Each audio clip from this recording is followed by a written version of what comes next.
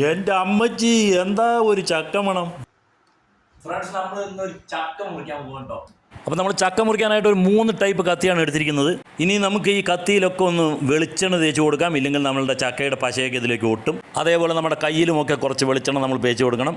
ചുണ്ട് കൂർത്തിരിക്കുന്ന കത്തികളാണ് ചക്ക മുറിക്കാൻ അഭികാമ്യം. അതേമാതിരി ഈ ഒരു കത്തി എന്ന് പറയുന്നത് ഇത് നമുക്ക് അത്ര മൂർച്ചയൊന്നുമില്ല, പക്ഷേ മുറിവേൽപ്പിക്കാൻ ഇവൻ നല്ലവനാണ്. അപ്പോൾ ഇവനെയും കൊണ്ട് നമ്മൾ ആദ്യം മുറിവേൽപ്പിക്കുകയാണ് വേണ്ടത്.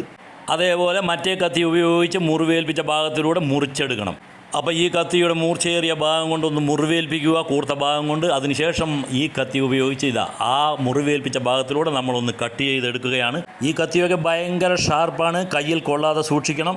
ചക്ക നമ്മൾ നീളത്തിലാണ് മുറിച്ചിരിക്കുന്നത്. ഇനി ഇതിനെ പിന്നെയും പകുതിയാക്കി മാറ്റണം, നീളത്തിൽ തന്നെ. അപ്പോൾ ആ വെളുത്ത ഭാഗമൊക്കെ മാറ്റിക്കഴിഞ്ഞാലാണ് ചക്കയുടെ ആ ചുള വേഗത്തിൽ അടർത്തി മാറ്റാൻ പറ്റുക. ചക്ക മുറിക്കാൻ വളരെ സിമ്പിളായിട്ടുള്ള ഒരു രീതിയാണ്, നിങ്ങളും പരീക്ഷിക്കുക.